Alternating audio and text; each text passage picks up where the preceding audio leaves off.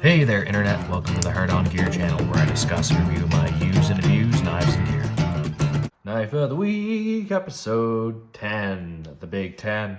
Knife of the Week has been a addition to the Monday uploads. Every weekend I kind of upload this quick little video to tell you what knives I've carried through my typical EDC and my jeans, what I tend to throw in my pocket when I'm doing stuff in shorts or sweatpants, and what I tend to wear if I'm doing stuff in work pants or doing something where I might require more tools, multi-tools, all that kind of stuff. And then at the end, if I remember, because I have forgotten, I will tell you which knife got the most use, and then I kind of call that my knife of the week for whatever purpose that serves in your or my lives. So tune in every week for knife of the week, because you can kind of see my EDC as it changes and evolves, and as I kind of learn in real time what does work or doesn't work with my getup. The Azula 2. Always pretty much carried when I can, because I freaking love this knife, and it's going to be the knife that I'll be giving away very soon. So there was a short released earlier today about the, well, it's a teaser at least, to tell you a little bit about the giveaway coming up for the Azula 2. So check that out down in the shorts feed or in my recent note in your notifications if you have your notification bell turned on. And I should say, good chance to plug this right now, turn your notification bell on if you are subscribed, and if you're not subscribed, subscribe. Then turn your notification bell on if you want to get the notifications for when those videos come up, so you don't miss a chance to get the, a draw opportunity for the Azula 2. Because there shouldn't really be that many people, I wouldn't imagine. A couple hundred, few hundred, 500 absolute tops, so really decent chances of getting in, although I won't hold you to that because there's no limit to the amount of people. As many people as want to try and get in on that, it'll be a comment-based thing on a YouTube video more than likely. So yeah, the Azula 2 did get used a few times this week, kind of just as like a scraper, I think, for a few things. I think I kind of used the edge of the back of the spine a little bit, and then I did cut a few things with the tip. But yeah, getting a little tiny bit of rust spots on there, as I do tend to forget to oil these after using them a bit.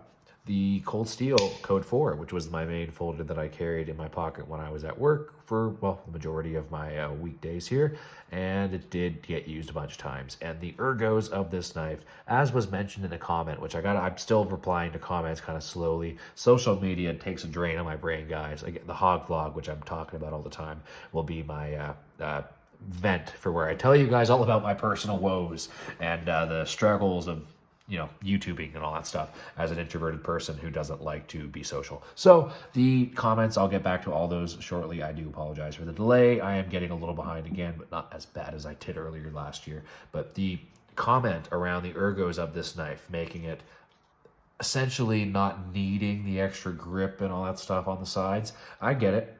The grip's nice for when this thing's not deployed, because when you go to pull it out of your pocket sometimes, it is a little slick.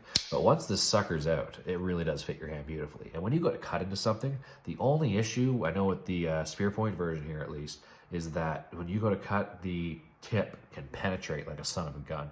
I don't know if I'd want to skin an animal with this or anything like that, because the amount of puncturing you'd end up doing, just again, the way the ergos tend to kind of guide your hand through the motion, that tip just, oh man. I remember I was slicing through a case of Monster, like energy drink cans. Oh, should I mention brands on here? Am I gonna get sued? I don't know. Not sponsored or anything, but anyways, I was slicing into a case of cans, and I sliced through the cardboard, through the plastic, and right through a can.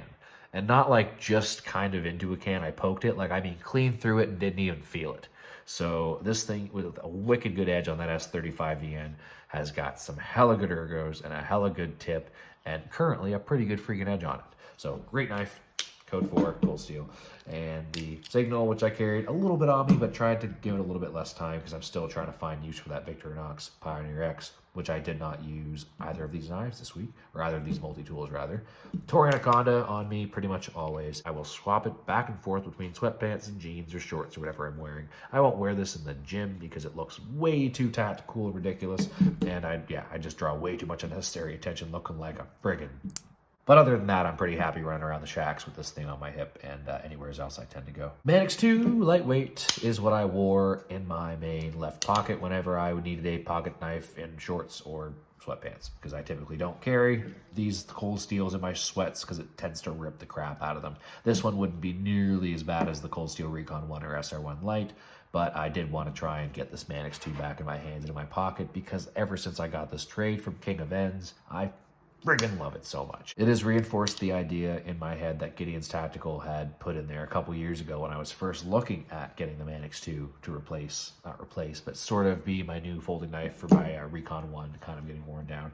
The Manix 2 Lightweight was being bragged about a lot, and Gideon's Tactical talked about how he pretty much doesn't know if the Manix original version is kind of necessary once this thing came out because it's just so perfect. Do you really need the extra weight and heft? I like it. The original Manix is a beautiful knife, and it's way shinier and prettier, and it's definitely got a lot more structure to it, but I don't know if you need it. And this thing with the weight distribution now more towards the blade feels so nice. I bet this thing would throw really well. I'm not going to ruin this, but I bet you it would if I ever had to.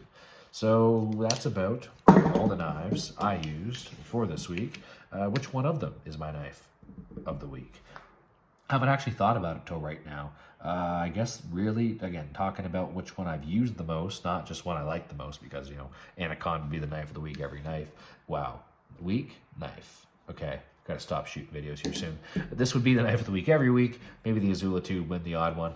But no, the knife of the week this week usually tends to be my main folder because, well, I'm using my main folder, my main primary knife, more than all others, and it held true again this week, as the Code 4 did get all kinds of use. Although, man, that Manix 2 was up there in the running, as I did poke around a few times for some different things. Oh, I was doing something with a can, and I had to cut into a can, and I basically used this to pry into it and twist and do a bunch of stuff, and there's some adhesive and a little bit of rust maybe on there, but no chip and no major any damage other than just this knife being a little bit beat up anyways. But yeah, did get some weird non-normal knife use and definitely did things to these knives they shouldn't typically be doing.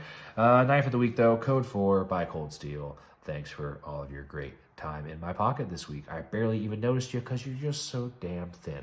Knife of the week, next week, I don't know what I'm going to carry. I haven't thought about it one bit. I'm going to go dig through my bag after I do all the, I guess, cleanup from my video process today, and then we'll see what happens. So check out Knife of the Week next weekend, some point, Friday, Saturday, Sunday. I'm not going to commit too much to which day at this point. And then Monday, there will be the weekly upload. Oh, and don't forget about this coming weekend. Might be on Saturday. No promises. Might be on Saturday. There's going to be that video giving you all the details and the official rules, which I keep forgetting. I got to make sure that's in there or else I will get sued or some crap. Yeah, that's all going to be coming up on this weekend's extra video on top of the regular 2 uploads. So yeah, keep an eye out for all that madness in the future. And in the meantime, if you haven't, there's a video or 2 or 5 or 10 on this guy. A couple really popular ones if you go to my popular uploads on my channel, on the Heart of Your Channel page. And then, of course, videos for all those. See you on those, or next week's Knife of the Week, or I'm going to bet on the weekend's giveaway information video. Probably going to see you there. But yeah, till then, Heart on Gear Channel signing off.